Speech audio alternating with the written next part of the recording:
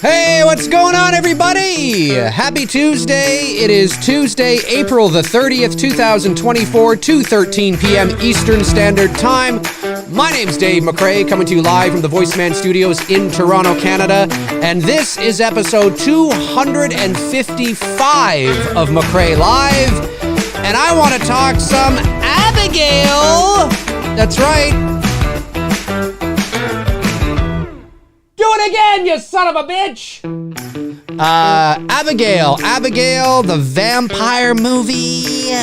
Spoiler alert if you haven't seen it. If you haven't seen the movie, you cannot talk about the movie without spoiling it. But then again, the marketing also spoiled some of it. Anyway, it's a whole thing. But if you want to know nothing about the movie, then don't watch the show. Don't complain. Just don't watch the show. Go watch the movie, then come back and watch the show. It's that simple. Take ownership over your life. What's going on, everybody? What's happening? What's shaking? What's doing? Abigail. So, this was a spur of the moment kind of thing for me. I was not planning on. I was not planning on going to see it when I did, and then I did, and caught the very a late show, just after 10 o'clock p.m. Okay, so let me preface this video, or this show, I should say, for those that will be watching after the fact. A lot of you already know this, but, you get new people tuning in all the time. So I have to preface this by saying I am not a movie reviewer, okay? So I don't do, traditional movie reviews. That's why you don't see me talking about the latest and greatest every time something drops. It's just not what I do here on the channel. I like to give sort of commentary and punditry and, all that. Sure, that's fine. But in terms of a traditional movie review, so I'm not going to be talking about, all the plot details and what I liked and disliked and this and that. And how there's sort of a sequence of events that a movie reviewer will go through online anyway, on YouTube. I'm not going to do that. I'm just going to give sort of my overall general thoughts of the movie. And so just so you know, so if you're expecting you've been warned. That's literally how some people sound. So yeah, look, I am not a vampire guy. That doesn't mean that I don't like a vampire movie here or there. It's like zombies, right? I'm not a huge zombie fan. And what I mean by that is, generally speaking, I'm not out there I love zombie movies. But I love the original Dawn of the Dead, Train to Busan. Oh my God, that was incredible. You know what I'm saying? You get a great story and great action and great characters, and I'm there. Just generally, I'm not a huge zombie person, right? So it's the same thing with vampire movies. However, this was really good. I quite enjoyed this movie a lot. And the Radio Silence guys, the directors, are on quite a run here. I mean, they did the two Scream movies, and despite what you may think about the Scream movies, they're not catastrophic failures, and they weren't catastrophic failures at the box office either. They were, Scream movies, which, it's better than having, Halloween Resurrection. And then of course they did Ready or Not, which my high school friend, Melanie Scrofano, was in. I forget the character she played, but she was in that movie. That was shot here in Toronto, or at least a large portion of it was. The exterior of the big house in Ready or Not is actually a house, it's basically like a castle here in Toronto called Casa Loma. Look it up, Google it. And Casa Loma is like a stone's throw away around the corner from the original Black Christmas house. So it's pretty cool. Whenever I'm in that area, I want to shoot a video and throw it up on my channel and stuff. But anyways, but Ready or Not was really good. And this kind of it's kind of like Ready or Not, but with vampires, in a lot of ways, right? There's similarities, an old house, big house, lots of corridors and all that kind of stuff. And the vibe and the flavor and the pacing of the movie is very similar to Ready or Not. Great dialogue, great quips back and forth, great characters. So it had kind of a Ready or Not vibe, right? And which I understand because of that character, quippy sort of, quick lines, back and forth, pacing dialogue. I can understand why at the time they're like, hey, let's get the Ready or Not guys to do Scream. Like, I totally get it. And this, feels kind of in that vein. The girl that plays Abigail, fantastic. She was terrific. Really, really, really talented young girl. Obviously was Matilda in the, I believe it was the stage play, right? Was she Matilda in the movie remake? No, was she? I can't remember. Somebody will let me know in the chat. But she's fantastic. She's, of course, I believe she's from Ireland. I think she was born in Ireland. She was great. And Melissa Barrera was fantastic. Now, something that I will say about Melissa Barrera that I've noticed in the 2 Scream movies, I've noticed in this movie, I think there's one other movie I've seen her in. I will say that... First of all, she's terrific in this. She's great. I love Melissa Barrera. She's great. But I will say that she feels, I forget who it was. Somebody recently made some sort of comment about how they felt that she was sort of just kind of, I don't know, wooden maybe is the word. I don't feel that way, but somebody sort of mentioned that at some point. I think the thing we have to remember with Melissa Barrera, and especially if your litmus test are the 2 Scream films and Abigail, is you have to look at both of her characters in those 3 movies and look at her character specifically. In the 2 Scream films, she's psychologically disturbed.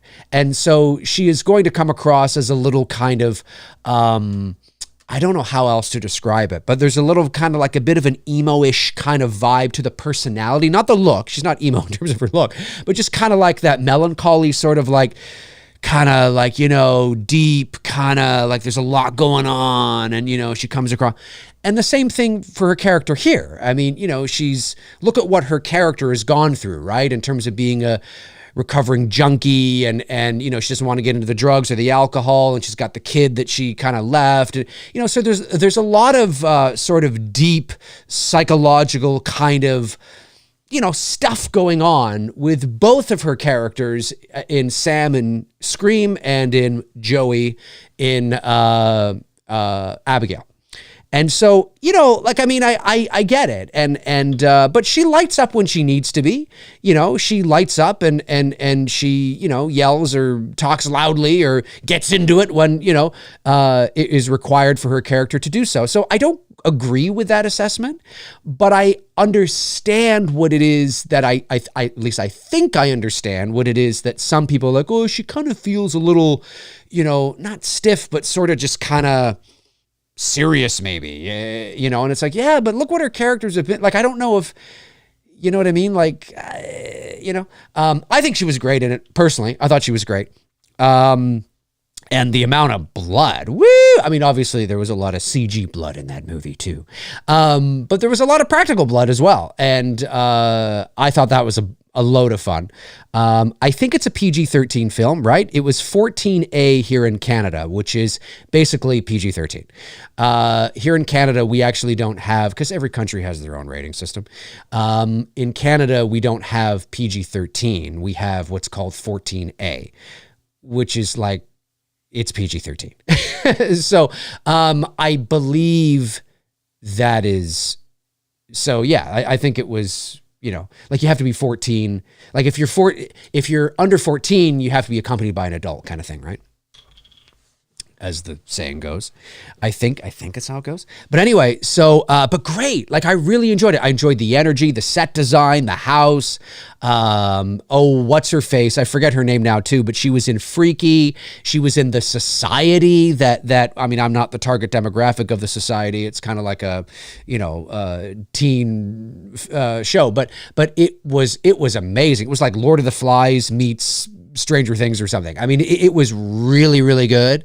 And this was a few years ago before the pandemic. I was under the weather and I was searching for something to watch that was Stranger Things-esque.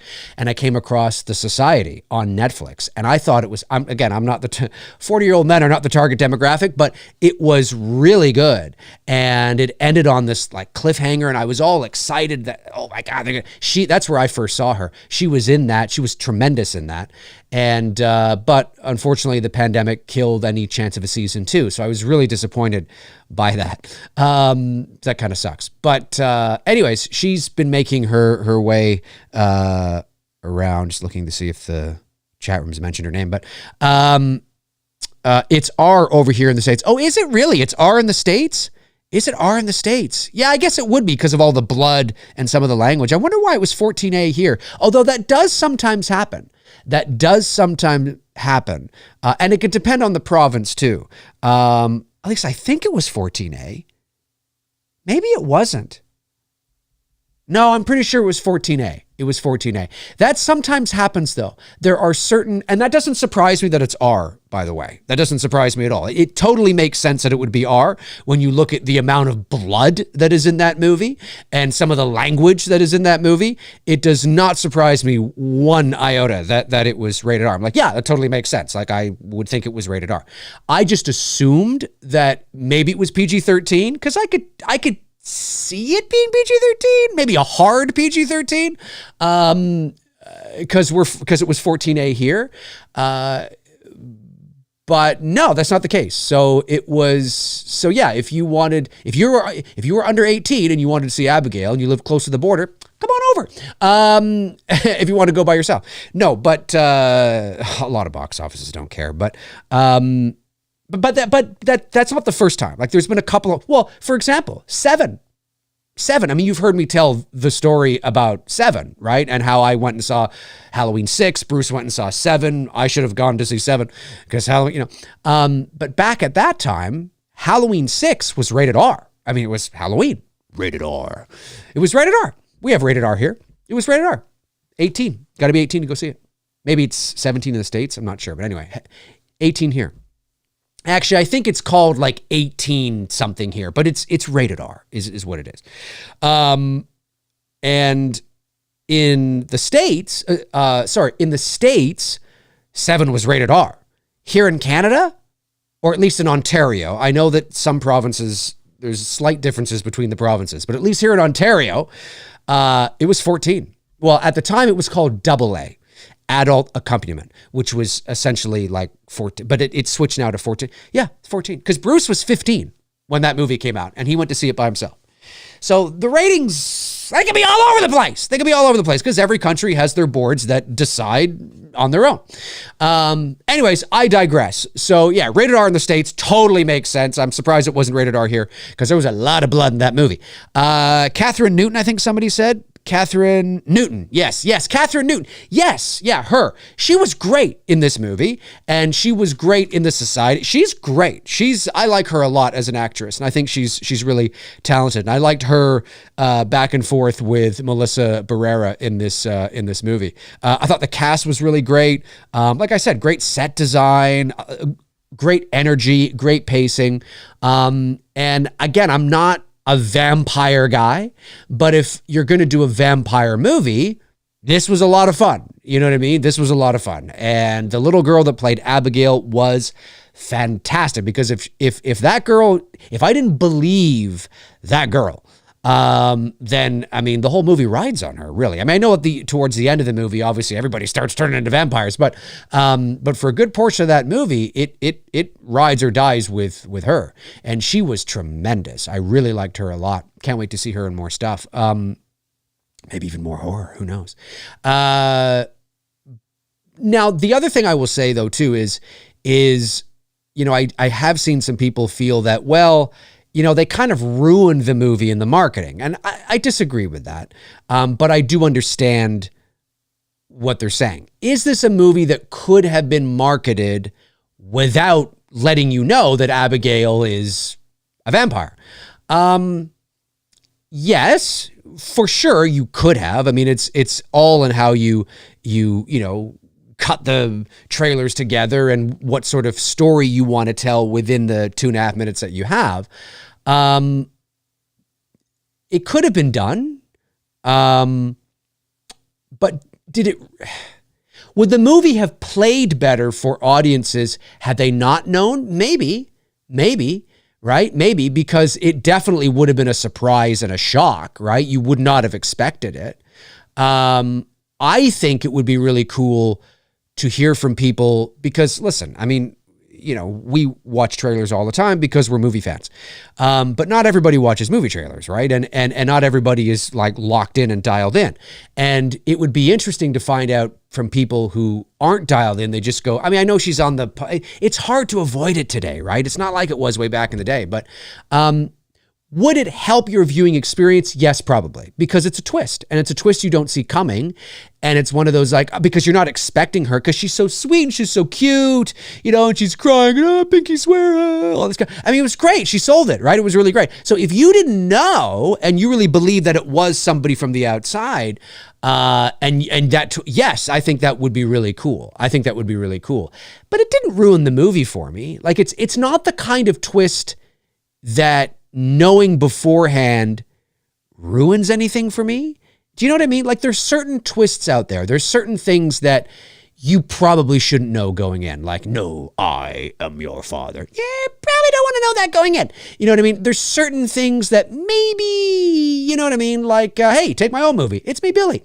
Grandma? Yeah, probably best knowing that, you know what I mean? There's certain twists where it's like, it adds a whole new, it changes, you know what I mean? Abigail, yeah, but it didn't ruin it for me. It didn't ruin it for me. But you know what? I recognize that these kinds of things are very different for very different people. There are some people out there that just knowing the color of somebody's shoes in a movie is like, spoiler! What are you doing? You know what I'm saying? And then there are some people like me where it takes a hell of a lot to spoil something. Me knowing what somebody looks like, what somebody sounds like, that's not a spoiler for me. You know what I mean? Like, and maybe it's because, I don't know. There's just different people, right? It takes a lot to spoil something for me. A lot. And to the point where it just ruins my movie-going experience. So for some people, yeah, they might watch the trailer and be like, okay, well, I kind of know. But the thing is, though, is that I think the reason why it doesn't really ruin it is because although it is a nice little twist halfway through the movie, the entire story is not predicated on that reveal. Do you know what I mean? It's not really about that reveal at the end of the day. The real twist, spoiler alert if you guys haven't seen the movie yet. All right, spoiler alert. Darren's like Canada 18A, Alberta, Canada 14A, British Columbia 14A, Ontario, Canada 13 plus. Yeah, there's we have different ratings in different provinces. Yes. Oh, you're telling, because it was 14A here, because I remember it said it so on the I went to the the ticket machine, and it said 14A. So 14A in Ontario, at least that's what it said on the machine. And there's something called an 18A. I just call it R because obviously in the pop culture zeitgeist, we are so, even though we are in different countries, like, I'm in Canada, the Hollywood MPA rating system, PG-13, R, NC-17, PG, G, they're so in the pop culture that I can it's sort of what I just, because I can look at my own rating and know kind of what it probably is in the States, but it is different. It is different, yes. And 14A, there's 18A, there's 14A, there's PG, there's PG, there's G, which is general audience. Anybody can go see. I know that. And it does differ from province to province. So yeah, a movie that could be, let's say 18A here in Ontario may not be in like Alberta or something like that, because each province has their different rating boards, which is crazy. So yeah, I got to brush up on it a little bit, but thank you, Darren, for that. Yeah, but anyways, when I went to the machine, it said 14A, but there could be another movie on that list that's 18A, which is like your like rated R, you know what I mean, or whatever it is. At least that's how I see it. But anyway, it can vary. It can vary. So where was I? Yeah, so it's not like the real twist. The real twist is the reason why they're there, right?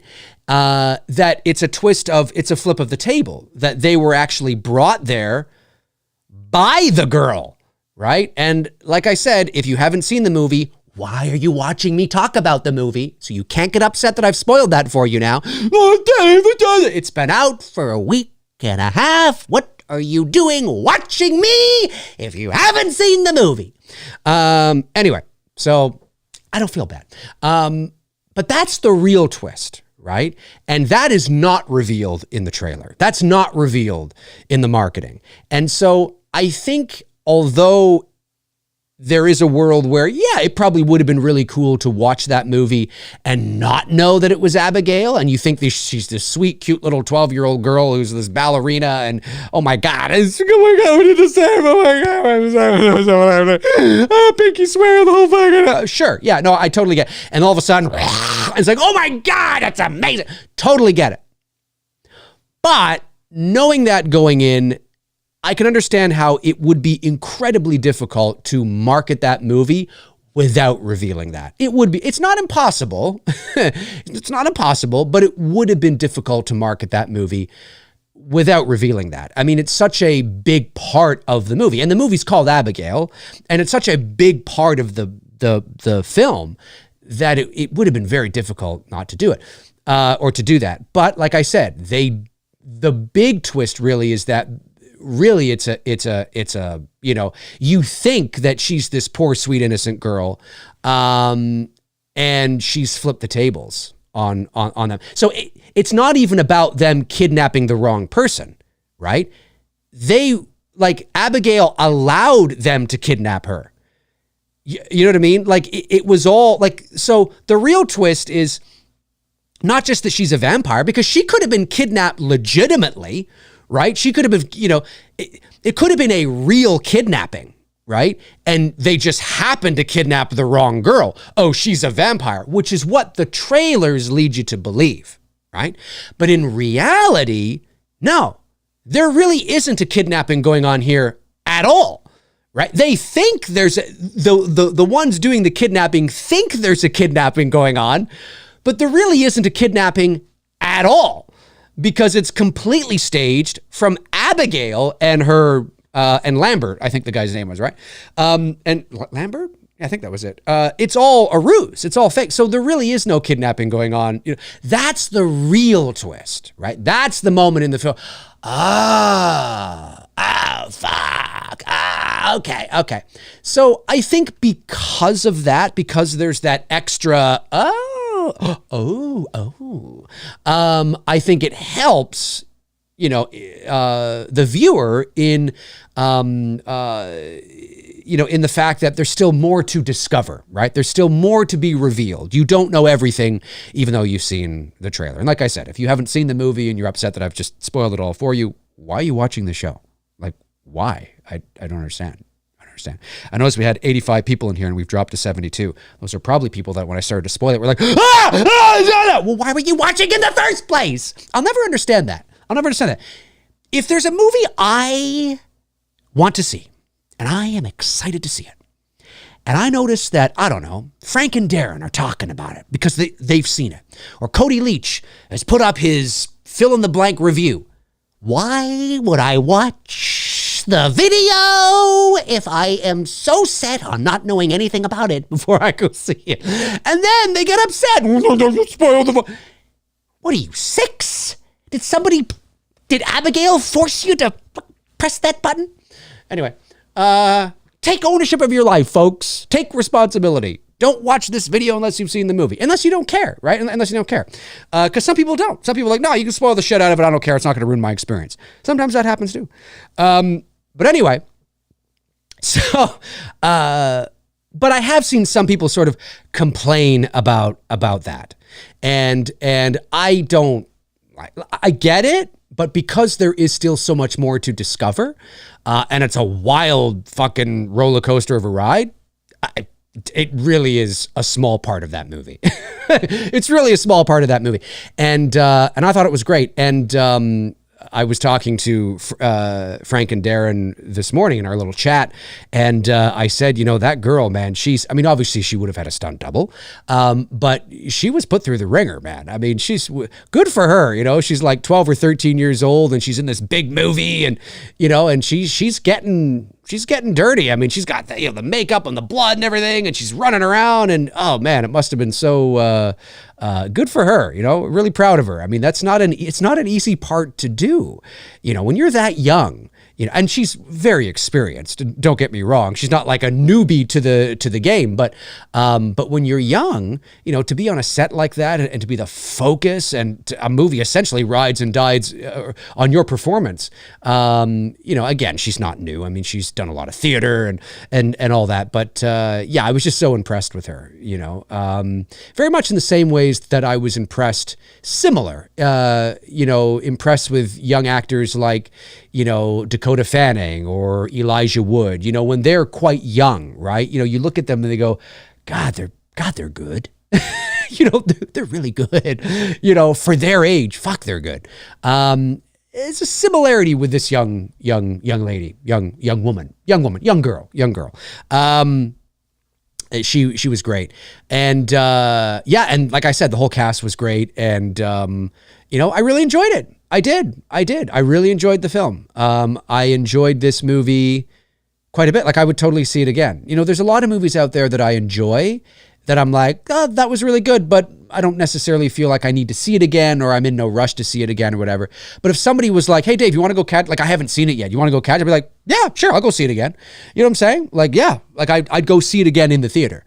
I mean, I'm not going to make plans to go do that necessarily, but like if Bruce wanted to go see it or one of my other buddies wanted to go see it, whatever, I'd be like, yeah, sure.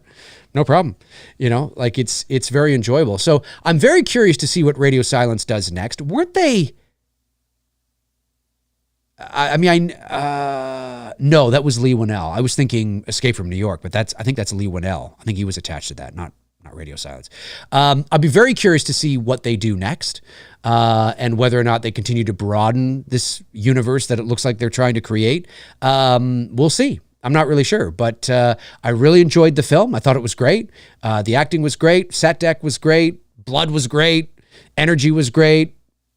Yeah, I liked Melissa Barrera in the role. And you know what? Fuck Scream. Like, I mean, I know the energy of her personality between Sam and Joey. I put Joey in quotes because obviously that's not her real name in Abigail. But between Sam and Joey, I know that some people feel that, I look at the characters and they're both psychologically flawed and tormented. Both Sam and Joey have really sort of, fucked up. They've been through some shit. So I think Melissa Barrera was fine. I think she was great. You know what I mean? I think she was great. And Catherine Newton, shout out to Catherine Newton, man. She's such a hoot in everything she does. So, yeah. And it was good to have Quebec representation in there. Good old, the Canadian who was the muscle from Montreal. I don't think is the actor Canadian? I'm not sure. I I'm not sure. Maybe he is. I'm not sure. But certainly the character was supposed to be from Montreal, Quebec. So it was good. It was good. It was fun to see that. And yeah, the other actors were great. The effects were great. Yeah, I don't really have a negative thing to say. You know, I mean, if I went through it, are there certain little things? I mean, sure. But overall, I'm like, I had a lot of fun.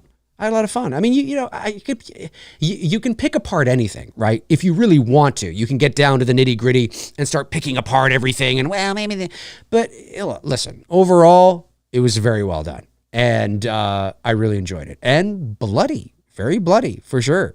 Absolutely. So anyways, let's jump. Hey, if you're watching after the fact, jump into the comment section and let me know your thoughts on Abigail. Have you seen it? What did you think of it? You know, did you enjoy it?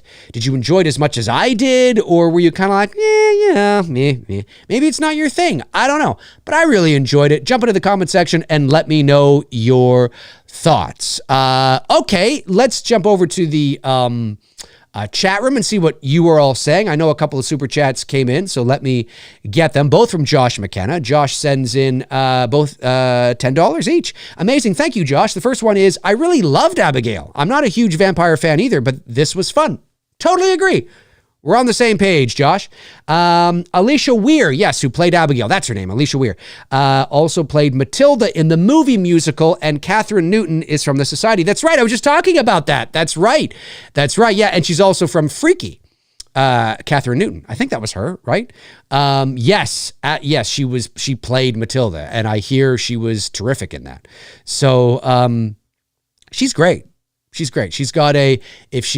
got a good family around her and good representation around her that look out for her best interest and not measly pieces of crap like Britney Spears and Macaulay Culkin's parents, she will do well.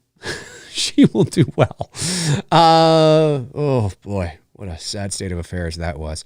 But also a different time and a lot easier to get away with things. All right, let me see here. Let's jump over. We got...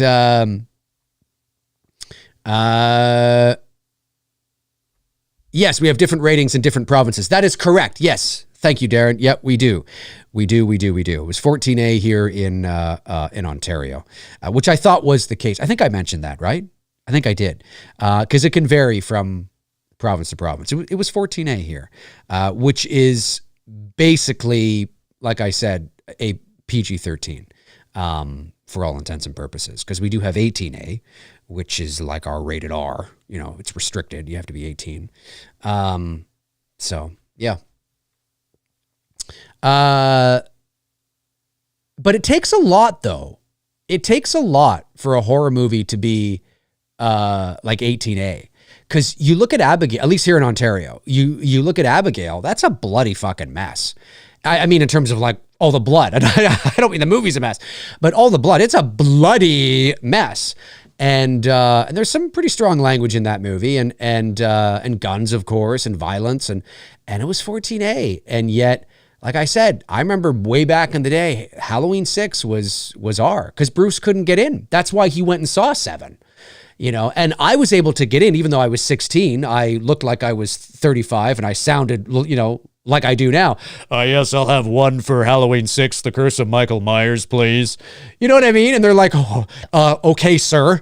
You know, and then Bruce comes along and, you know, he's a year younger than me, but he looked about 10 years younger than me and sounded, you know, like 6. And he's like, I'll have one for The Curse of Michael Myers. And they're like, yeah, no.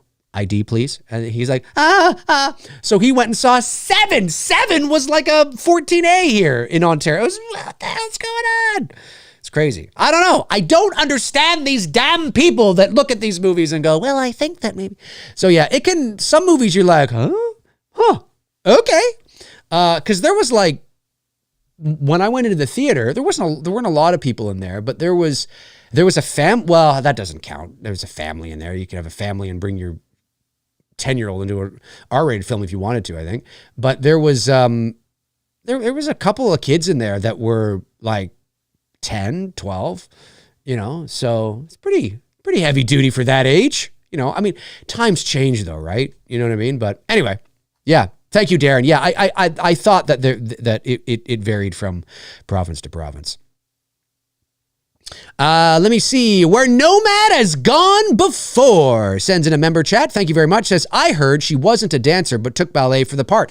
That's entirely possible. Entirely possible. I am not a ballet expert, but she looked like she knew what she was doing, so that could be the case. Evil Monsterism sends in a member chat and says, you're right about performers not being attached to work. Undertaker started a... Huh? You're right about performers not being attached to work. Undertaker started a Patreon, and I sent a question about a match that ended with him using a noose and hanging a guy. He already remembered it. Oh, I know what you're saying. I know what you're saying. Okay. I get it. I get what you're saying. Sorry, I just was like, Undertaker? What? Where's this coming from? Oh, yes, about how, I see what you're saying. Yes, about how it's important to remember that actors, and this is, again, I'm speaking generally because there are some actors out there that do know a lot about what they're maybe they're best known for. I mean, Mark Hamill knows a lot about Star Wars, right? In terms of his experience on the film.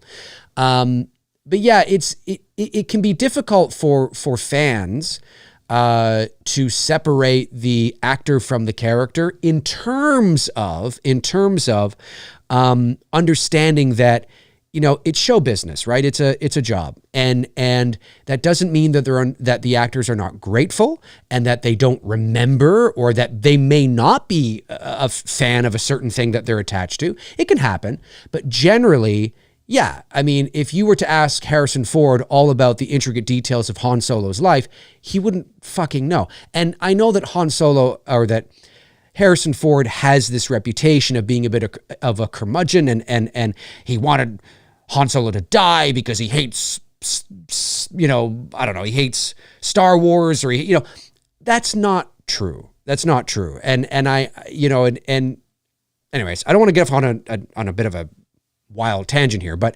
let me just say that yes, generally speaking, actors, you know, when you ask them questions, especially about films that are like decades ago,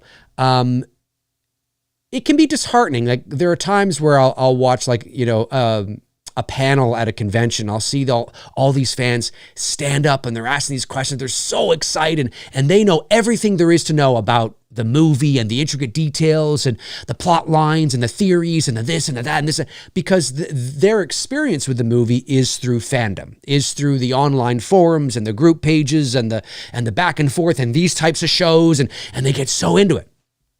Whereas the actor, they do the film and they leave and they never think about it again, generally speaking. And the only time that they ever are really thinking about it is when they're at a convention or at an anniversary thing, you know, whatever the case is. And it can be so disheartening for some fans to see when they ask such a great question, but it requires a certain level of really deep knowledge and thought from the actor.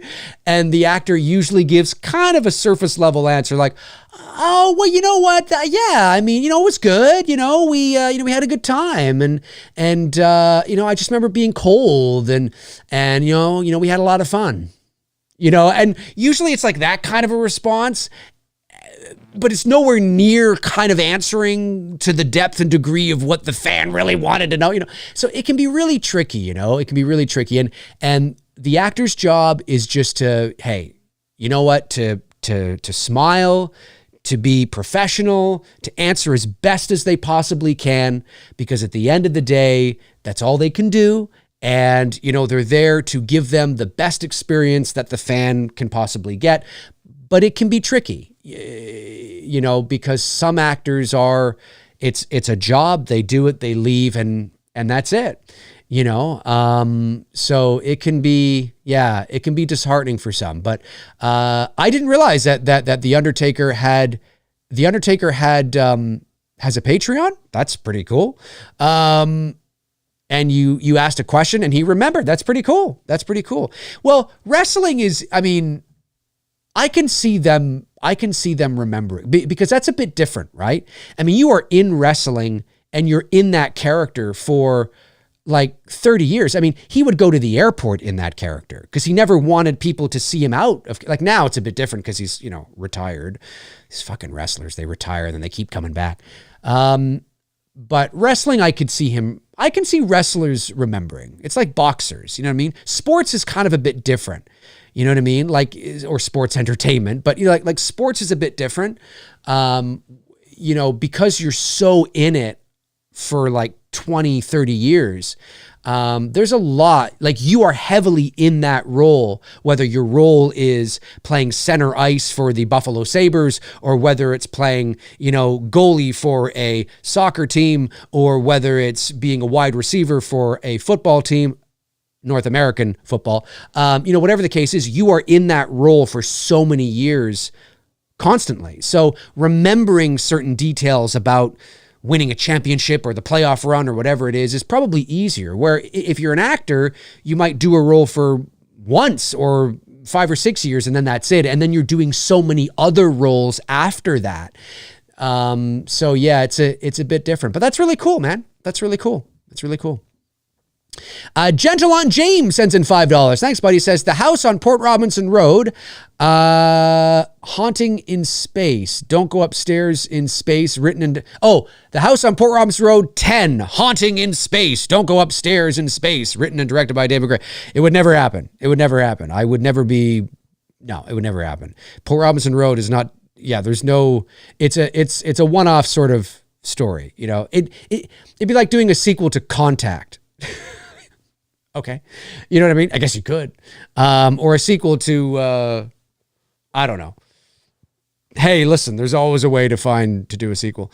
Carl Weidman sends in $5. Thanks, Carl. Says, to see Halloween 6, Bruce should have waved his hand like a Jedi and says, you do not need to see my identification. Yes, he should have. Or he should have just snuck in. I mean, he should have just come in. I think the reason why we didn't, because this isn't like back in 95. So this was at a movie theater in a mall. So this is not like a gigantic Cineplex type, thing where you had like 30 movie theaters and, the stadium style seating and, where people rip your tickets is like a football field away from where you actually go into the movie theater. Like now it's probably easier to sneak into movies. Back then, not that it wasn't easy and people didn't do it. People did do it. But I think Bruce's apprehension was, because it was a movie theater in a mall. And so where the box office is, and this is before, going to the machines where you beep, beep, beep. She paid at the box office. You're at the mall. And I remember that the movie theater where Halloween 6 was playing was like right, like you walk into the movie theater from the mall, you walk in and the theater right to the right, like right there was Halloween 6. And so the box, like all the girl at the box office had to do was look over like this and she could see you walking in, like literally. Whereas 7 was playing at the back. So she couldn't see where, you know what I'm saying? I think, because it wouldn't surprise me if Bruce, like, if I didn't turn and going, just come on in. And I think maybe he was a little worried that the girl was going to see him because it's like right there and he didn't want to get kicked out. And then what the fuck is it? You know what I mean? So, I think that's probably why, because in reality, yeah, like why didn't he just, wait and then come in? But yeah, I'll never forget that though. Yeah. Halloween 6 was definitely R or 18A or, whatever it was. And 7 was like 14A. Yeah. Yeah. Yeah. Bruce said there was like 12-year-olds in 7, like with their parents, Holy shit. That's heavy duty stuff, man. That's heavy duty stuff.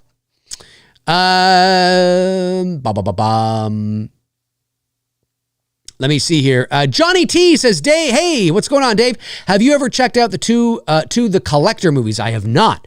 If not, they are a really great watch. Definitely an underrated slasher, in my opinion. Supposedly a third on the way. I've heard about them. I know the posters, the art, but I haven't seen them yet. So I'll make sure to maybe check them out. Thanks, man. Davey Deathray, what's going on? Davey sends in a member chat. Appreciate it. He's been a member for 8 months. Amazing. Thank you, Davey. Says, I liked Abigail. Didn't love it. To me, the trailer made it look like an insanely fun romp, but the movie took so long to get going and was totally uneven, especially towards the end. Solid 3 out of 5. Fascinating. I didn't really, I'd have to watch it again, but on first watch, I didn't feel any unevenness with the pace. I didn't feel like it took too long to get going. Maybe some people felt that way because they knew where it was going. So therefore you knew what was going to, I'm not saying you specifically, I just mean in a general sense, maybe for some, it was because they knew the Abigail twist, and they were just waiting for that to happen. And they just were kind of like, okay, let's get there. Whereas for me, I like a slow burn, and I quite liked sort of the character development and how much time we took with the characters. And I didn't feel it. I didn't feel if there is a pacing issue, and if the general consensus is that there is one, I didn't feel it. I didn't felt like it took too long to get into it. I knew where it was going to, but I didn't. And then you said the ending, uneven towards the end. Thinking about it, cause I just saw it last night, thinking about it, I could see that maybe that I can feel a little bit like there's some things I'm thinking about that I think there might be an argument to be made there that I would agree with. I say, yeah, maybe there's a little bit of unevenness. I do think, especially when there's the climax, and yes, one thing I found was,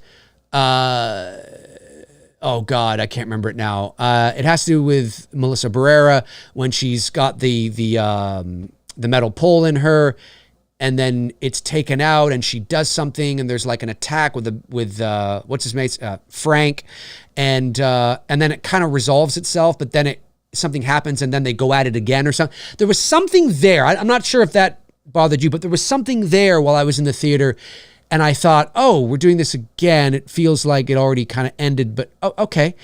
There was a little bit of that for me at the end, but overall, I didn't have any issues with it, but I've only seen it once.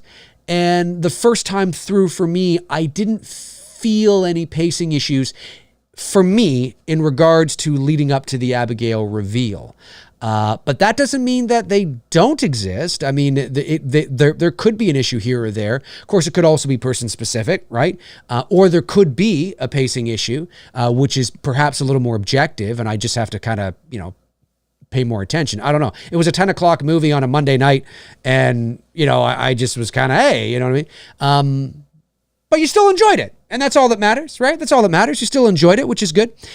Carl Weidman sends in $5 and says, what movie goes straight to streaming? How does it make money back and make a profit?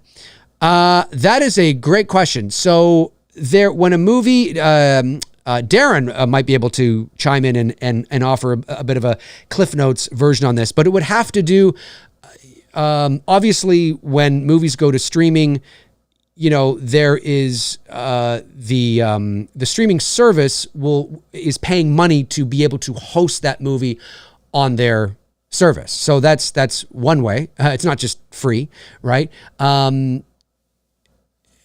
There's also, PVOD. There's also, of course, physical media is a dying breed, but there's the physical media aspect as well. Did I say PVOD? There's that as well. There's, the rental of it and all that kind of stuff. And there's a few ways that it can make its money back. Through just going straight to streaming, especially if it's a movie that is being licensed out to another service, right? So if, Paramount makes a movie, well, they would just host it on Paramount Plus. But, if Sony, for example, was to make a movie and then they license it to Netflix, well, there's a cost in that, right? So that's one way of helping. Although whether that licensing cost goes to the actual, to the right areas or not, I'm not 100% sure. It's a little out of my wheelhouse. I know a little bit about it. but I would need to brush up on it a bit more. But I do know Darren knows a bit more about it, or a lot more about it than I do. So if he's still in the chat, he can chime in and offer maybe some specifics. But I do know that PVOD is one way, and obviously if it's being released on physical media, that's definitely another way that it can make money as well, right? It is always in the theater's best interest, or in a studio's best interest, that if they are, and it depends on the budget too, right? I mean, if you have a $5 million movie that you're just going to release to streaming, not really a big deal. If you have a $250 million movie, it's probably your best interest to not release that thing on streaming and to release that sucker in movie theaters, because that's where it's going to make a gigantic, hopefully, if the marketing is great, there's hype around the movie, that's where it's going to make a huge portion of their profit. So, but if it's a movie like Halloween Kills or Halloween Ends or Halloween 18, even though they did go to the movie theater, if it's a movie that, again, costs $10 million to make, it's a bit of a lower risk than, say, a $200 million movie, right? But there's a variety of ways that they make their money back. And yeah, it's always not a good thing if a studio takes a $200 million tentpole film and decides to release it on streaming only. It's like, oh, it's a bit of an uphill climb. So, Happy Sanjo sends in $5, says, I'm going to see Alien 45th annual re-release. What's your favorite movie in the Alien franchise? It's the first one.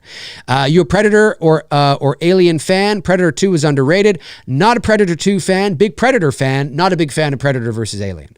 So yeah, thank you, Happy. Appreciate that. Tom Ungurian sends in $5, says Radio Silence is doing a requel to Escape from New York, not Lee Winnell. Oh, okay. So it is Radio Silence. I was right. So I'm pretty sure that's the next project they might be doing. Was Lee Winnell attached to it at any point? I think he was attached to it, if I'm not mistaken. I'm pretty sure he was attached to it. I thought he was anyway, but maybe not. Maybe he never was. Did he write like an early draft or something like that, or a script? I thought he was attached to it. But it is radio. Okay, well, that's my subconscious telling me that I was right, and then I second guess myself. So I was right that they are attached to it. Maybe it will be their next project. Who knows? Maybe it will be. I'd be curious to see what they do. With that. I like the first Escape from New York, but I'm not a huge fan of it. Like it's not in my top. Like if I was to have a top 5 Carpenter films, The Thing would be in there. Halloween would be in there. What else would be in there? Halloween, The Thing. I would probably put, They Live in there. I would put, I like In the Mouth of Madness. I even like his Village of the Damned. And that's not a popular thing to say.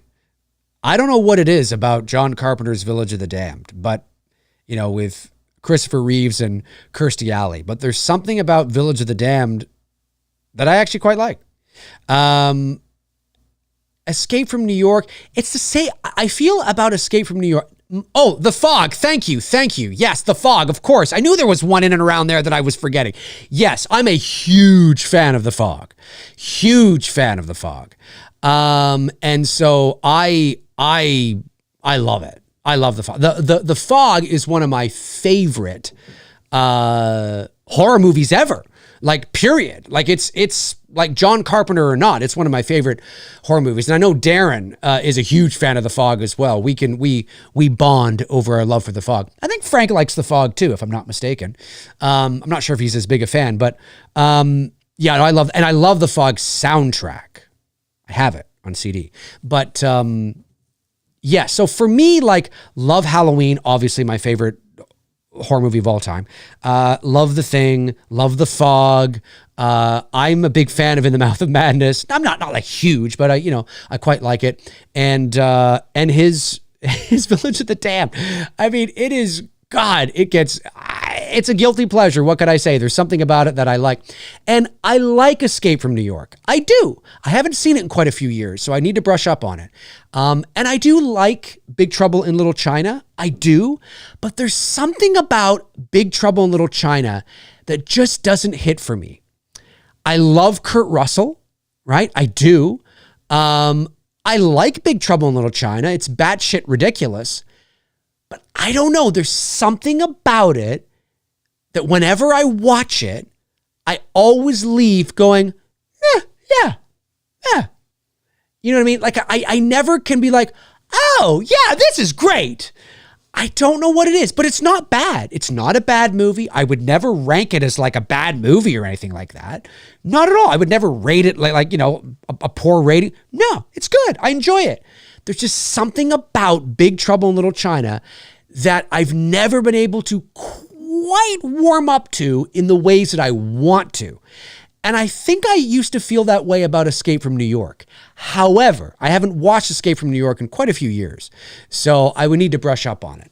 But yeah, no, The Fog is one of my favorite movies of all time. Like, period. One of my favorite horror movies of all time. Darren Sands was in the chat room, and he chimes in here. He says, streamers who host other studios' content make very little from content. Most of it will go back to the studio. If a streamer, Amazon or Netflix, produces their own film, they will make money from the continual stream of subscription revenue and advertising they now deploy. Yeah, and that makes sense too, right? Of course, because where streamers really make their money is from subscriptions. And now streamers are Netflix has an ad tier now, right? You're starting to see that. And that was only a matter of time. You know, really at the end of the day, I think it was only a matter of time before.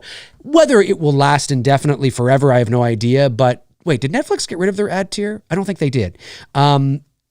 But yes, that is true. That is absolutely true. They make the bulk of their money from subscriptions.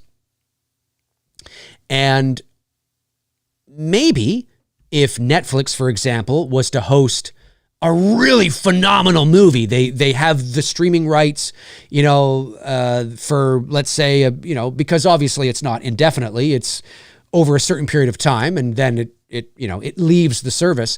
But let's say Netflix was to host like a big Sony movie or something like that, like a movie that like everybody's like Endgame level kind of shit. I know that's not a Sony film, but I just mean like that kind of level. Let's say that happens, right? Well, that's great for Netflix, because then anybody who doesn't have Netflix may be like, oh, fuck, I'm going to sign up for Netflix because I want to watch that movie. And that's where they make all that money. And or the people that have the ad revenue tier might be like, oh, fuck, it's on Netflix now. I want to watch it without interruption, so I'm going to upgrade my tier to the commercial-free version or something like that, right? And so, yeah, no, Darren's absolutely right. I don't know why that brain farted on me, but yeah, most of the revenue from the streaming services is through subscriptions and now a little bit of ad revenue, which is, I guess, starting to come in. And but yeah, no, it's fascinating. It's interesting. It's interesting to see where how it all evolves, right, and where it goes. But like I said, it's always in a studio's best interest. If they have a big tentpole film, they don't want to just release that on streaming. You know what I mean? They want to get that sucker into the theaters, 3,000 screens, 4,000 screens, whatever it is, however big, the movie is, and make as much money as they possibly can from it. That's ideal, what they want to do. So, we're in a very different time. And like I said, Darren knows a lot more about this than I do. I know, little bits, but I'm still learning a lot about distribution and the streaming services and who gets what and where it goes where and all that kind of stuff. And so it's fascinating to learn, because obviously, as a filmmaker now and wanting to move up and up and up, and it's good to know all this stuff, because the next movie that Bruce and I do, whether we're directing together or whether it's just me directing and he's producing, or he's directing and I'm producing, whatever the case is, obviously the reason why we want to move away from fan films is because we want to be able to actually make something that we can seek distribution for, whether that ends up on Prime or Netflix or wherever. It's something that we want to do. And although the Billy films are professional, films, they're fan films, right? And we don't own the IP. So they're totally pro, but we have to put them online for free. Unless the rights holders were to come forward and say, hey, we love this, let's see if we can, do something with it. Well, that's cool. But, until that happens, if it were to ever happen, it has to be online for free for everybody to watch. But, and that's great. And, we've done this and it's amazing. It's cool. And that's great. And we have 2 cool films for our portfolios, and this is great. But, we really want to see if we can make a career of it, right? Or at least to add to our careers, to complement our careers, because I don't want to give up my voiceover career, but certainly to really make a go at it.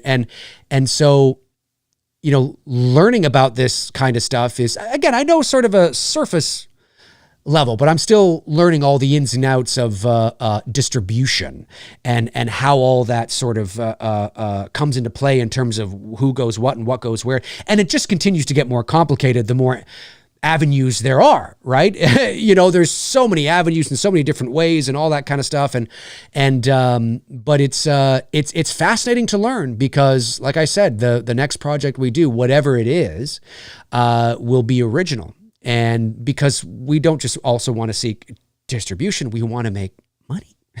We'd love to be able to make money from our movies.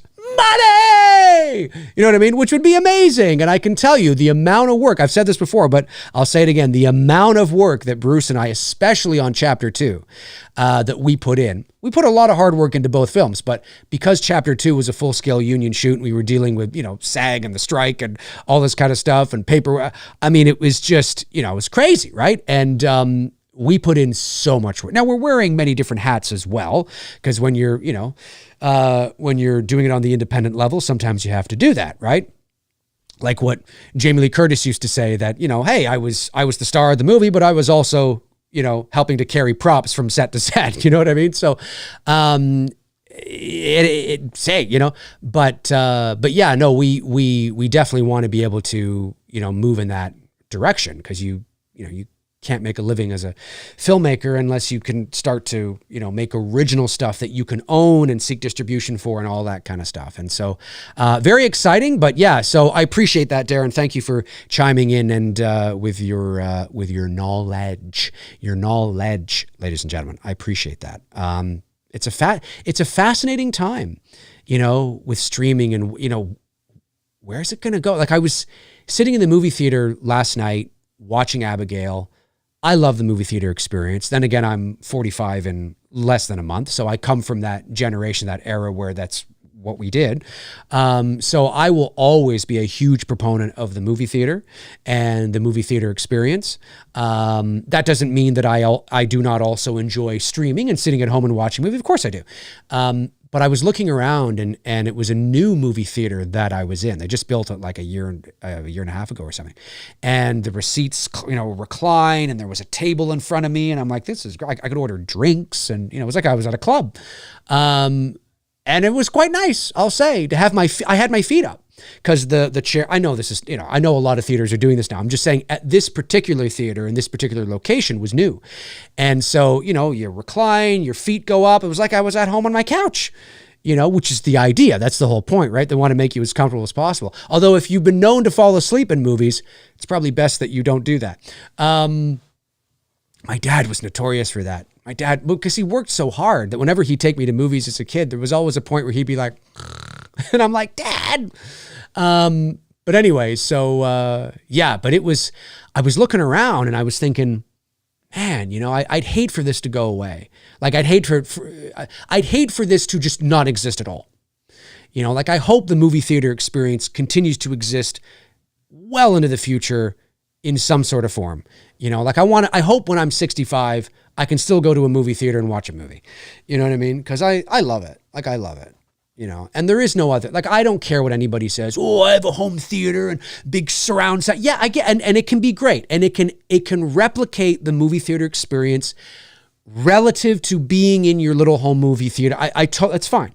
But nothing can replicate the movie theater experience sitting in a dark room that is gigantic, that is like bigger than anything in your house, with a bunch of people you don't know, on a 30-foot screen with sound that's going, and you're like, whoa, I felt that one, And as I was sitting there, of course, I'm just like, oh, fuck, the sound design on this movie is great. But so is the sound system, right?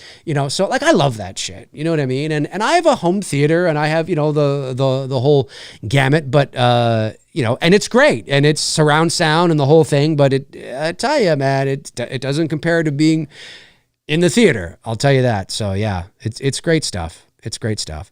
Brandon Haddonfield sends in $4.99. Thank you, Brandon. Says, Dave, going to Toronto soon. Is there any good Mexican restaurants that you would recommend? I have no idea, man. I'm not against Mexican food, but I don't really eat Mexican food. So I probably should have Mexican food. I'm not sure. I would just do a Google search. Toronto has great restaurants, great food, great restaurants. There's certain neighborhoods like the Danforth and Queen Street West, and there's wonderful neighborhoods. And we have all all sorts. There's wonderful food here in Toronto. So I don't know off the top of my head. So I would do a quick Google search and just see if you can find one. Yeah. Good question. Carl Weidman sends in $5, says, I finally watched Rosemary's Baby on Paramount Plus and liked it. Do you think the prequel should go to theaters instead of streaming? No, not necessarily, because I still don't know who this is for. And in retrospect, it came to my attention, actually thanks to Darren from the Slaughtered Lamb Movie Podcast. And by the way, if you are not subscribed to the Slaughtered Lamb Movie Podcast, you should. Darren, if you're still watching, feel free to pop your link into the chat. Let's see if we can get those guys to 7,000 subs. Great content over there. But I would say that it came to my attention, and I totally forgot about this if I knew, that this movie was shot like 2 years ago. And Bloody Disgusting did a whole article on it, the book that it's based on and everything. I'm like, oh, fuck, I wish I'd known this information. I thought it was kind of like now, and they were like either going to shoot, because I wouldn't imagine it is a gigantically effects, heavy movie. You could shoot a sequel to Rosemary's Baby starting May and doing a 6-week shoot and having it ready for October. You could do that. You absolutely could. So I thought maybe it was something that was kind of happening now. And no, and Bloody Disgusting did a whole thing on. I'm like, what the hell? So I kind of wish I'd known that information before I did the show the other day. However, my stance on it still stands, and that is, I don't know who this is for.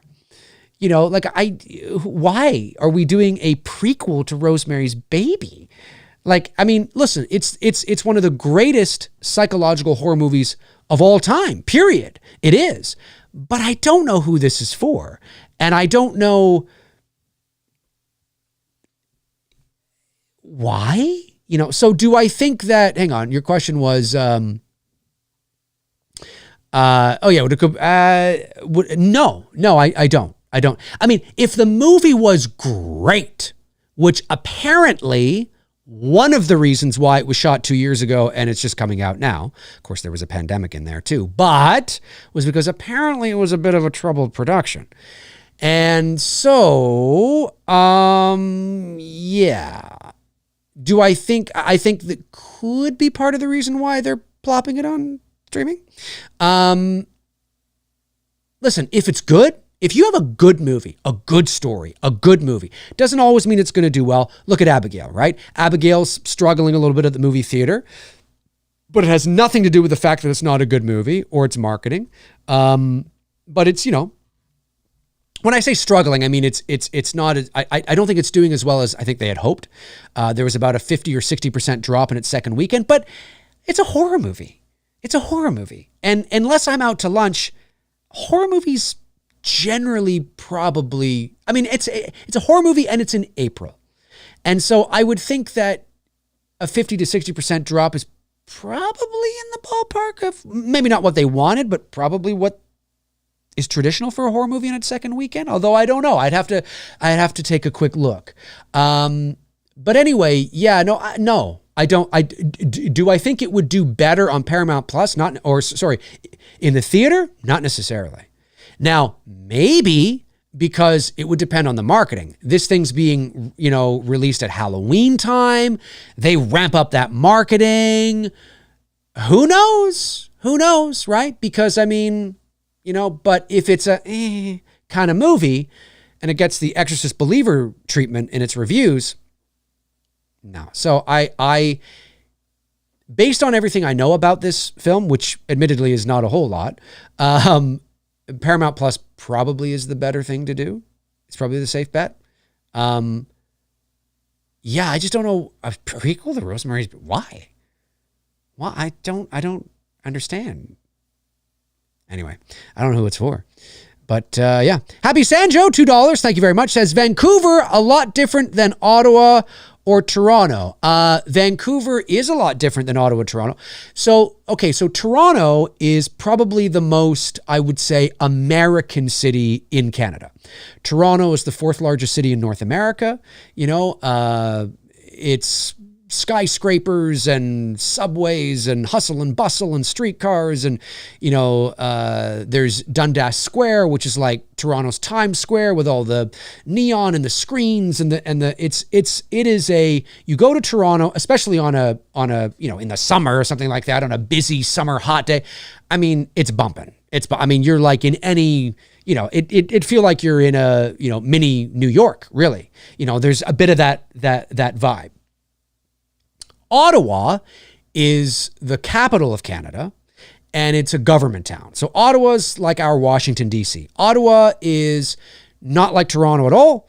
Ottawa is a bit stuffier. I love you, Ottawans, but hey, I spent 10 years of my life there, and it's a government town. So doesn't mean they don't know how to chill and have some fun, but it's a government town, right? So it's very, Washington. You know what I mean? It's where the Parliament buildings are and the monuments and the War Memorial and there's all that stuff.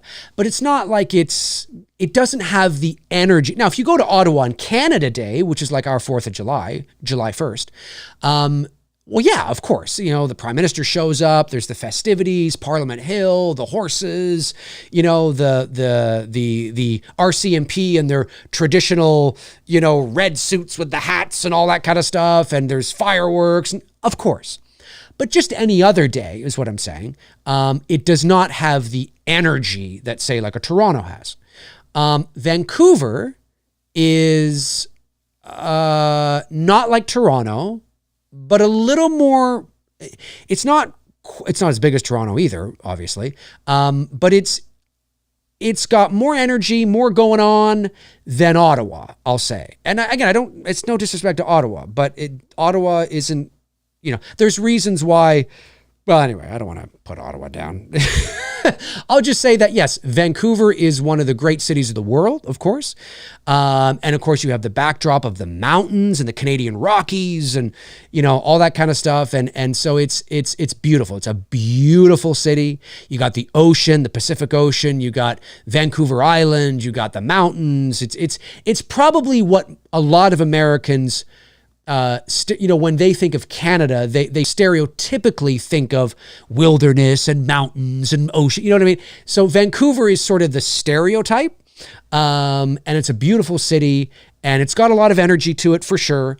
But it would be like I don't know. I don't know what American city it would be like. I mean, obviously it's across the border from Seattle, but it's a beautiful city though. It's great.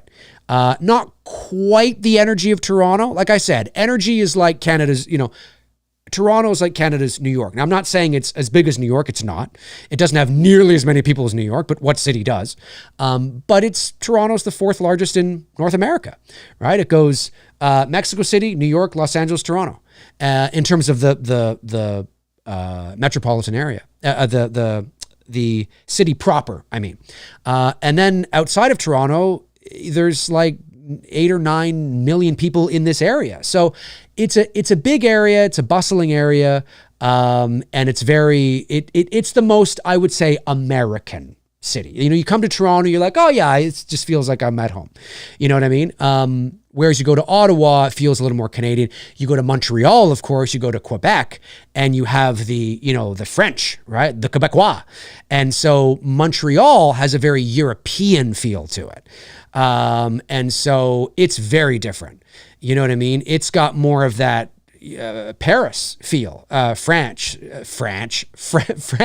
It's got a very sort of European in certain areas of the city. I'm not saying it's France, folks. I'm just saying that it's got that European vibe to it, that European flavor.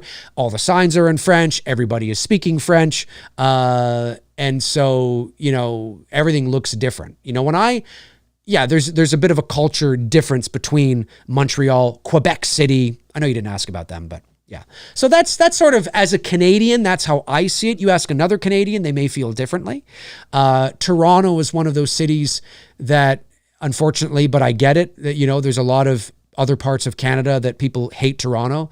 They hate Toronto. They despise Toronto because, everybody thinks Toronto's the center of the universe. And it's like, well, listen, Toronto's a big city. And so when big musical acts come up to Canada to play, yes, almost all the time, if no matter what musical act it is, when it comes up to Canada, it will play Vancouver, Toronto, guaranteed. Guaranteed always Vancouver, Toronto. Always. And maybe they'll do Ottawa. And if you're lucky, they might do Calgary. Do you know what I mean? But it's because Toronto, for better or worse, whether you like it or not, Toronto is the mecca of this country. And it's a big city, it's a bustling city, and it's where everybody goes and where everything's at. And that's much to the chagrin of a lot of other, but you get that in, the States as well. There's a lot of people in the States, fuck New York, God damn, New York gets everything. It's that kind of thing. You know what I'm saying? I love Toronto. I was born here. But I do understand what people say when they go, Toronto, loud, noisy, busy. They get everything. They think they're such big, they got all that. It's like, I get it. I totally get it. I get it. But yeah, so that's how I see it anyway. Ottawa, government town, stuffy, very pretty city, very pretty, great place to raise a family, but lacks the energy of a Toronto. And then Vancouver has that quintessential picturesque Canadian kind of thing that you would imagine. You know what I mean? So, yeah. Great question. Let me see. A couple more super chats came in. Oh, Darren did put the link in the chat. Amazing. Sub to that link, folks. Let's get the Slaughtered Lamb Movie Podcast to 7,000 subscribers. We got to do it. You will thank me for it. Anybody who's ever gone over and checked them out and been like, oh, it's fucking amazing. Holy shit. Andrew Rollinson sends in £5. Thank you. And says, get some treats for Veda. Cheers. Thanks, Matt. Appreciate that. I will. She's around somewhere. I think she's snoozing. A cat snoozing in the afternoon. Amazing. Carl Weidman sends in $5. Says, I had to make this regular comment a super chat. Blumhouse gets the rights to Rosemary's Baby and makes a sequel trilogy out of it. Oh, God. No. Oh. Somehow it wouldn't surprise me. Obviously, that is not happening, but somehow that would not surprise me. I'm very thankful that they're not. I don't know what they're going to do with the Blair Witch Project, to be quite honest with you. I don't know. Well, you know my thoughts on it. I've talked ad nauseum. I have 2 videos on my channel where I talk about it. Well, one specifically where I'm talking about them and Lionsgate joining forces. I'm curious to know because apparently, unless I'm mistaken, the article that I read coming out of CinemaCon was that they have access to the Blair Witch Project, but other horror projects in the Lionsgate library. So I'm thinking, what else is Blumhouse thinking about rebooting, reimagining, requeling, whatever?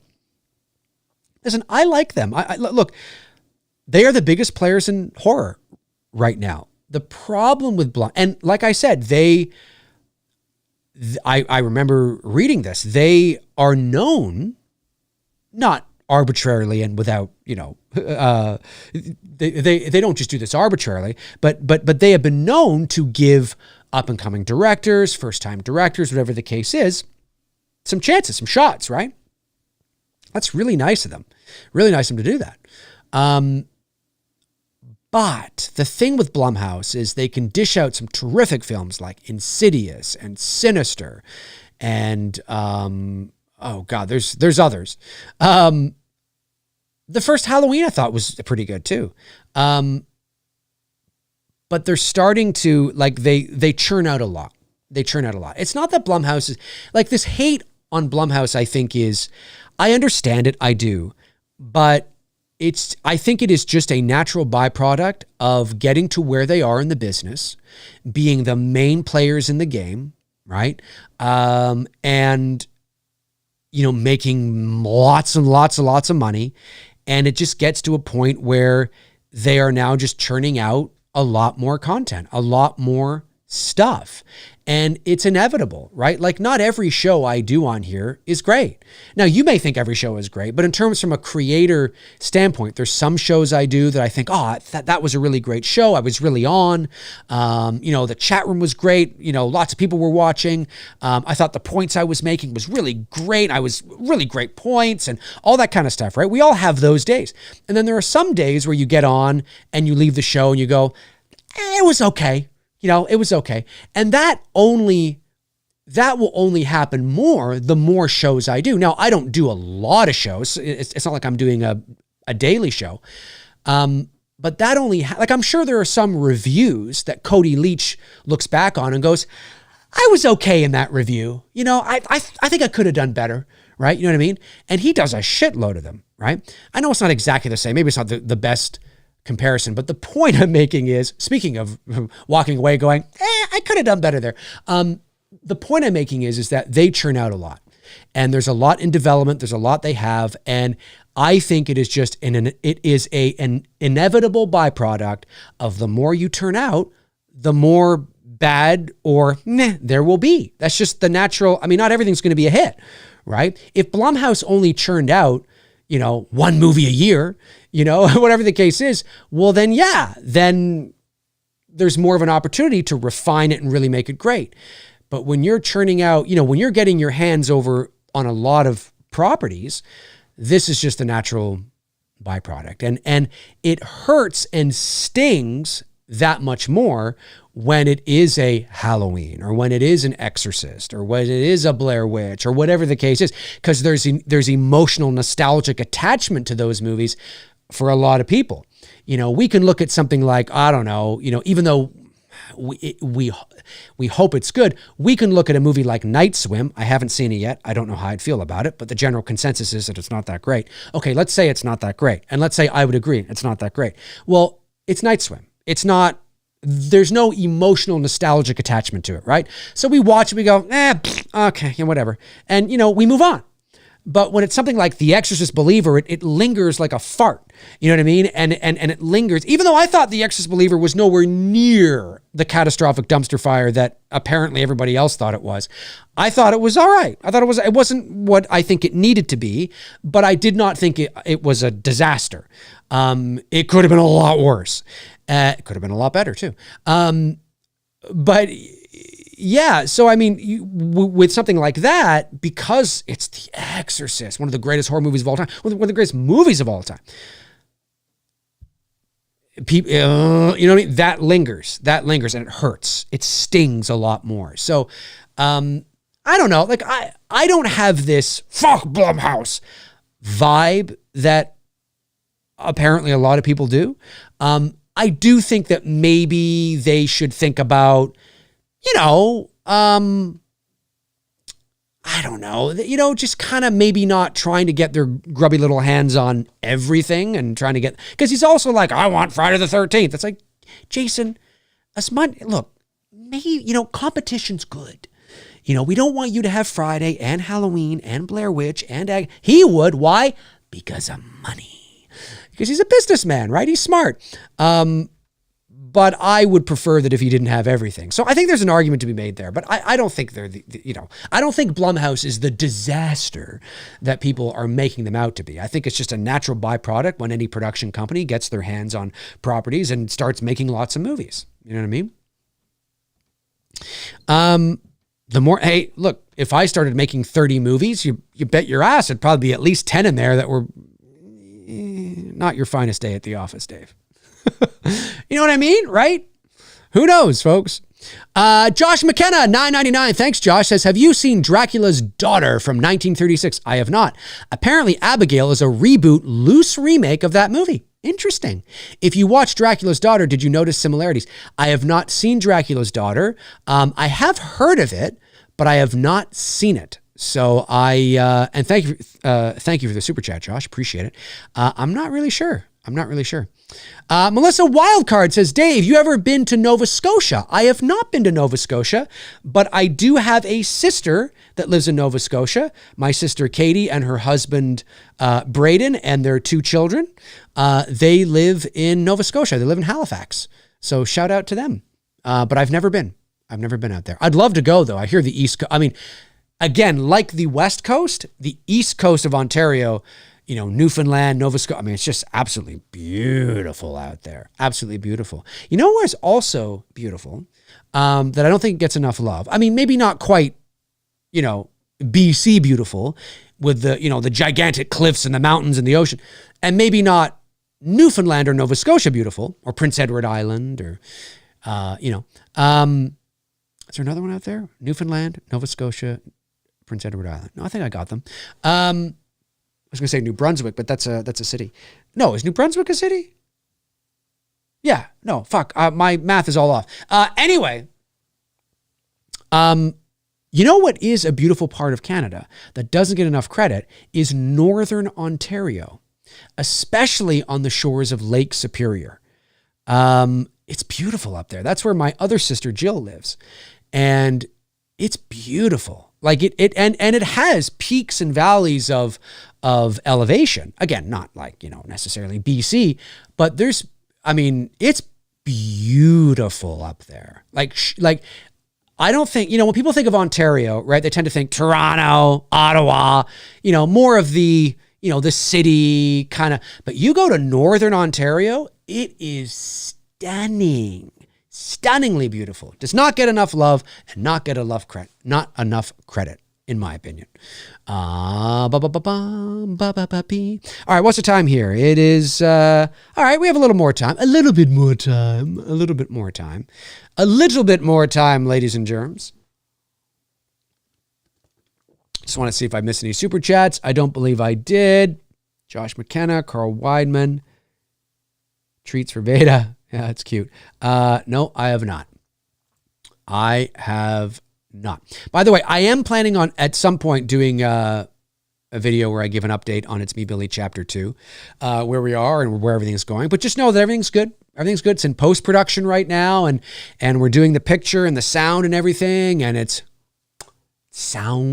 looks and it sounds great. Now, the color, we're not into color yet. So the color grading, the color timing, the correction, all that hasn't started yet. That will start probably this summer at some point. Well, it will have to. We are still in the editing picture and sound, and it's looking great. It's sounding great.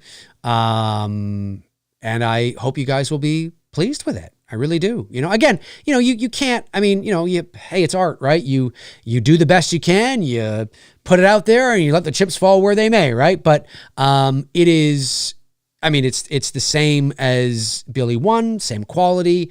I think we've stepped up our game with this one as well, in terms of just all the moving parts and the wheels that we have here. And Greg and his team have just done a wonderful job with how they shot it and lit the film and everything. And it's a darker film. I don't just mean like in terms of lighting. I just mean in terms of tone and thematically. There's a darker edge to this piece than there was in the first film. So yeah. anyways, not to go off giving the update, but people have asked and it's going well. I am posting more on social media, some BTS. So if you don't follow me on social media, please do. The links are all in the description. I want to get to 5,000 Twitter followers. I'm at like 4,907 or something like that. I'd really like to get to 5,000. I'd really like to get to at least 4,000 Instagram followers. I'm currently at 33,000. That'd be amazing. 3,360 or something like that. I don't know. So that would be great. And of course, I'd love to finally get to 30,000 subs here. But no, things are going well. I will start to put out the perks in terms of like hoodies and t-shirts and things like that. Bruce and I we're hoping to start to get some things going very soon in terms of the perks, and also the digital perks as well, which would be like things that don't require shipping, like coming on McRae Live or Two Dudes and Some Bullshit. Tony's just been really busy as of late doing his thing with his photography, so I have to reach out to him and see where he's at. But things are going well. Things are going well. Bruce was over here on Sunday and we were looking over how the edit is going and everything, and it's looking good. Like it's looking just as every bit of it's looking and sounding just as cinematic as the first piece. So it's very exciting indeed. Very exciting indeed. Lee the Machine Bowers, ladies and gentlemen, comes in. Lee, what's going on, my man? Says, Dave, my man, how are you today, my friend? I'm doing pretty good.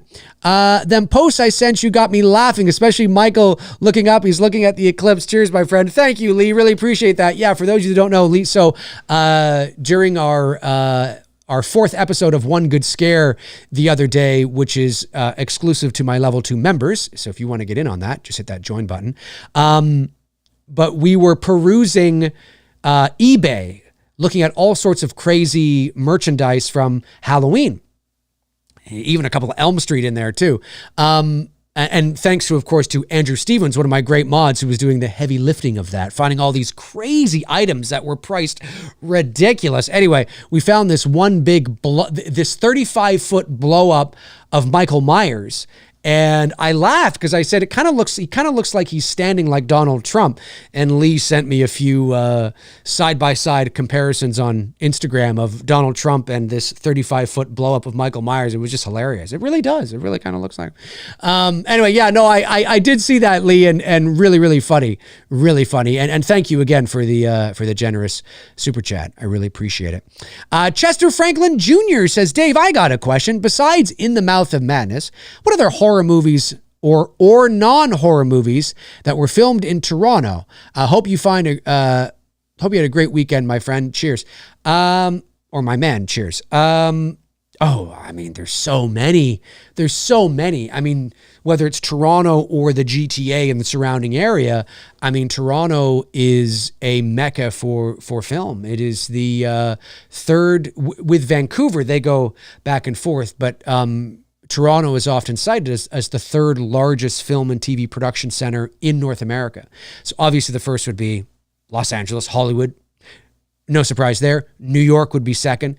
And then Toronto is third. And it can change a bit from year to year because sometimes Vancouver might get, there's more shows being produced out there on, this one particular year. But Toronto is huge. They produce, there's a Pinewood Studios here in Toronto that produces tons of stuff. There's all sorts of production companies and shows, and Chucky, the TV series, is produced here in Toronto. It's made here. Star Trek Discovery is made here. It Chapters 1 and 2 were shot here. Reacher is shot here. What else? It Chapter 1 and 2, I think I said that, right? They were shot here. Thanksgiving was shot here. In the Mouth of Madness was shot here way back in the day. Yeah. I mean, just do a Google search and just find out, productions currently shooting in Toronto. It's Me, Billy, Chapter 1 and 2. But yeah, no, it's a lot of stuff. And I usually get sort of a tip to that because obviously the company that Bruce works for, White's, William F. White International, they are one of Canada's largest distributors of lighting and camera gear. So Bruce usually knows what's shooting because they supply the gear. I believe White supplied the gear, or at least they will be part of, because sometimes they'll get their, sometimes productions will rent their cameras from this company. They'll rent their lighting and grip from this company. With White's, they have a terrific camera department as well. So for us, when it came to shooting the 2 Billy films, we rented all our gear and camera from White's, which made perfect sense because Bruce works there. So it makes, he knows all the ins and outs and, all that kind of stuff. And it made sense for us to get our lighting and grip and camera packages from one location, but you don't have to do that. And, but anyway, yeah, there's lots of stuff that are shot here. Lots of stuff. I mean, and over the years too, like 3 Men and a Baby was shot here, going back years and years. And the Police Academy movies were shot here, and Short Circuit was shot here. And I mean, just look it up, man. I mean, Toronto is, more often than not, you may discover, like Toronto will stand in for New York a lot. You know what I mean? And so, and one of the reasons for that is crews will come to shoot up here because it's cheaper. The dollar goes, our dollar is only like 70 cents to the US dollar. So things go further up here. There's tax breaks and credits. And I mean, it can be cheaper to shoot here. So they figure, well, why don't we just shoot in Toronto? It's a huge city with skyscrapers and subways and, well, why don't we just shoot there? It'll be cheaper for us rather than shooting in New York City. Right. And sometimes they shoot in New York, of course, too. Right. But yeah, there's lots of shows that are shot up here. Lots of films. It's pretty crazy. I mean, there's many times I will go downtown to go to a studio to do some voiceover work. And I will either get caught in traffic or there will be a detour because there'll be a road that will be blocked off, and it will be because they're shooting something. That happened to me actually on Chucky season 1. I was downtown and I was on foot, actually. So I was walking, I think I was walking either to a studio I was going to or I was coming back. And they had the Starline big white trailers all lined up. I think it's Starline, all lined up on the road with the pylons and everything. And it was closed to vehicle traffic, but open to foot traffic. And I was walking back to my car, which is parked on the street. And I saw this guy who looked like a grip. And I just was curious what was shooting. So I just said, hey, and he's like, yeah. I said, what's shooting? He's like, Chucky. And I'm like, oh, awesome. He's like, yeah, season 1, really awesome to be working on it. So I shot the shit with him for like, I don't know, 2 minutes maybe, but he was busy. So, didn't want to, but I was like, okay, cool. So yeah, I didn't know what they were shooting or like what portion of, I had no idea, but they were shooting something with Chucky. So yeah, I mean, they shoot a lot here, and it's in a city like Toronto, it is not unprecedented to be downtown. If you're downtown and you're exploring, to come across many things like that, like many shoots that you'll come across. I did that way back in the day. I was visiting Bruce in college. So this is either 99 or 2000. And him and I were walking downtown because I lived in Niagara and he lived in Toronto. And I took the bus to visit him in Toronto on like a weekend. And we were walking downtown and it was at night, and same kind of thing. We turned a corner and there were the Starline trailers all lined up or whatever. And probably some White's trailers too, some, transport truck trailers with all the gear and everything. And they were shooting, I was going to say The Sixth Sense, The Sixth Day with Arnold Schwarzenegger. Whether Arnold was on set or not, I have no idea. But that's what they were shooting. And they were shooting something I don't know if the whole movie was shot in Toronto, because that's not always the case either, right? Sometimes partial things will be shot there, certain things. Not necessarily the whole thing, but Chucky, I think the entire show was shot here. And a lot of times that is the case. But so yeah, Chester, there's a lot that they shoot here. A lot. I mean, it's not called Hollywood North for nothing, right? So yeah, it's the reason why when I left college, I moved to Toronto to pursue my career in the business. And I didn't move to Calgary or back to Ottawa, right? I needed to be in a location in this country where all that is happening. So it's big stuff. Yeah, it's big stuff. Really cool. Really, really, really cool. Really cool. And it's always cool when you're watching a movie. You guys may not, if you're not familiar with the city, but there's many times where I will watch a movie and I'll be like, oh yeah, that's Toronto. Actually, there was one just the other day. What was I watching? Oh no, it was the It was the trailer to Trap, the M. Night Shyamalan film. That's shot here. Because I can tell you that arena is the Rogers Center where the Blue Jays play. And you know, the trailer to Trap, when there's that, you know, the shots outside of, you know, the police showing up and they're running underneath that elevated freeway, right? You know, they're running underneath it. That's the Gardner Expressway. I drive on that all the time to get downtown. And so, yeah, Trap was shot in Toronto. At least a large majority of it was. And they probably shot in the Rogers Center. They couldn't have been able to do that in the summer because, they probably shot, I don't know, it was probably shot over maybe a week or so at some point in the fall or something when, you know, the Jays were not playing. But yeah, that whole movie, at least that trailer looks like the whole movie was shot here. So, but I can certainly tell you that at least a large portion of Trap was shot here as well. So yeah, no, they shoot all the time here, all the time. There's stuff going on right now.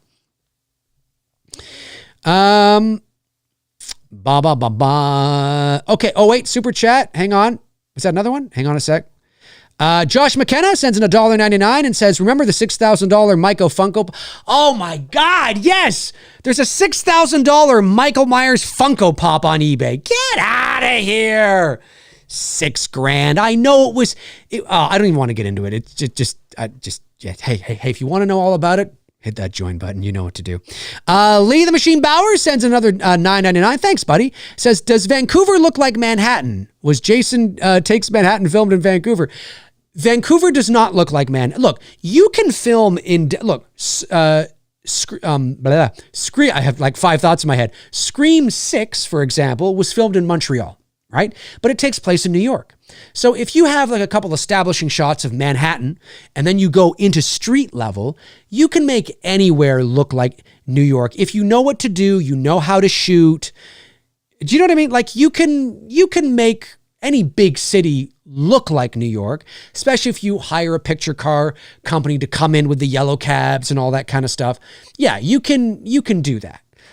Does Vancouver itself look like New York from like a skyline shot? No, not at all. Not even close.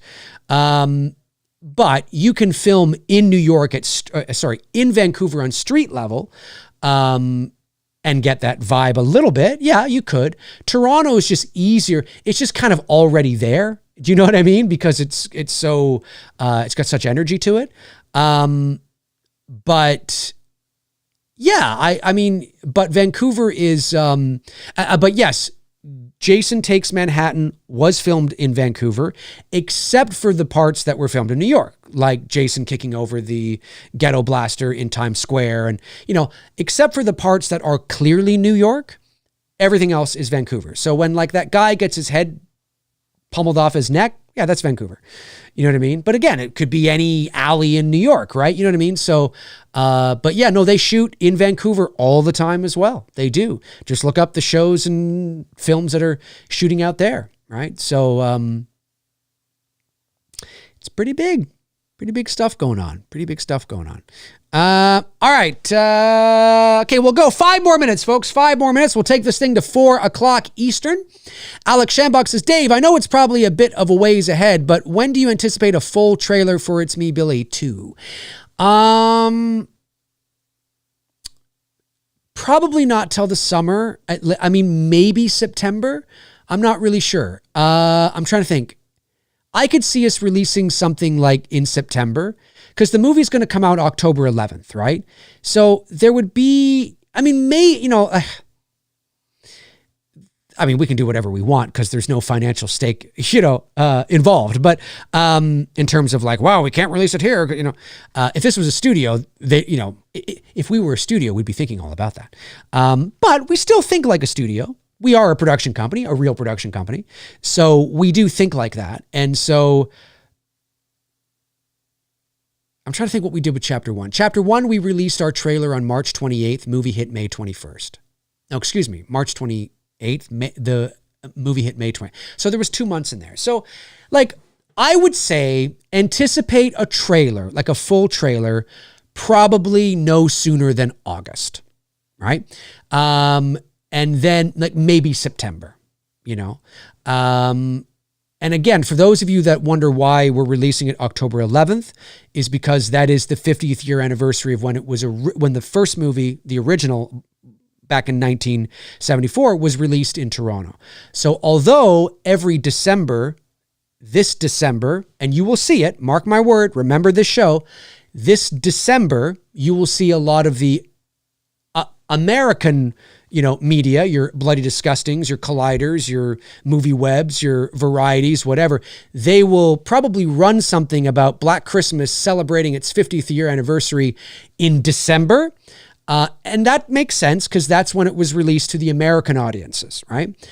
But technically, Black Christmas was first screened, its very first screening was on Friday, October 11th, 1974, here in Toronto. So it was released the same day the Texas Chainsaw Massacre was. So I always I made that point when they did that last year. There was articles that were being run saying, 49 years ago today, Black Christmas was first released. And I'm like, well, technically, yes, but technically no. Because it's a Canadian movie and it first played here in Canada. So that's why we're releasing our movie on Friday, October 11th, 2024. It's 50 years to the day, because sometimes it can be 50 years, but the day's not the same, right? Because who's to say that, you know what I mean? It's like your anniversary dates can sometimes be like, oh, it's 25 years, but it's a Thursday this year. No, we're very fortunate that it was released on Friday, October 11th, 1974, and this year is Friday, October 11th, 2024, which I guess may make sense if it's 50 years. I'm not quite sure, but very exciting. So, so I guess, we could have a couple of opportunities for it to hit with people, because obviously Friday, October 11th is in and around Halloween time. So if you want to watch a Christmas horror movie at Halloween time, that's kind of cool. And then hopefully we'll get some buzz as we lead into December, and hopefully we'll get picked up in terms of the media this time around. Because I know that when we released our teaser, they did not do that, which was a little strange. They don't have to do it, of course.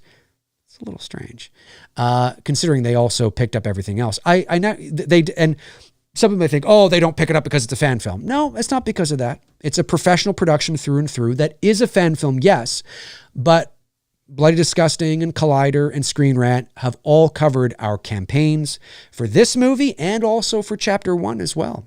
There's a lot of articles written about Chapter 1. But when we released our teaser in December, we sent out a press release, but nobody picked anything up, which I thought was a little strange. They don't have to. A little strange.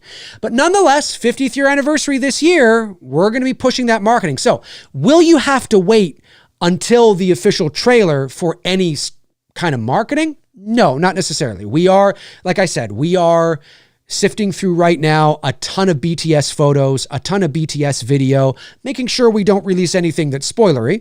But you will see in the coming weeks and months us really ramping that up. If you follow me on, like I said, on social media now, you'll see that I've been posting more and more BTS photos and just trying to drum up some interest. So I would really appreciate if when I do that, if you share it, retweet it, reshare it, comment, whatever the case is, because again, in terms of known IP, we're the little guys on the block. Friday the 13th, A Nightmare on Elm Street, Freddy and Jason, they sell themselves. Okay. That doesn't mean that you shouldn't market your movie, but they sell themselves. For us, it's a little harder, right? Black Christmas is a little niche, or a little more niche. So for us, we need all the help we can get, all the buzz we can create, the better. So we are ramping it up. But in terms of a trailer, I would say the earliest August, latest, obviously maybe somewhere in September. But we'll see. Maybe I'll change my mind. I don't know, but that's kind of what I'm thinking. Yes, thank you, Lee. Carl Weidman, super chat. Let me see here. Here we go, $5. Thank you, Carl. Says, I'd like to see A24's take on Halloween, Nightmare on Elm Street, and Friday the 13th. Your thoughts? Well, I'm with you for Elm Street. Halloween, well, you know what? To your point, Carl, I wouldn't mind seeing A24's take on almost anything. But if I had to pick, out of those three, my least would be Friday the 13th, because Friday the 13th, I think out of those three is the least highbrow in terms of, you know, I mean, it is what it is, right? Not that you can't make it a little more mature, but Elm Street is what excites me there. I think Elm Street needs to be downright fucking scary. You need to get rid of Bubblegum Freddy. It's a nightmare on Elm Street, not a fluffy dream on Elm Street, not a daydream on Elm Street, not a wet dream on Elm Street. Although, how is this for a wet dream? Yeah, I get it. Elm Street 4. But you know what I'm saying? It's a nightmare. I want it to be scary and just, like fucking terrifying. And Freddy needs to be terrifying. So I would love to see A20, like if they can deliver like a scary, mature, grounded feeling Elm Street, like in the vibe of a Hereditary, in terms of the tone, like the feeling of the picture.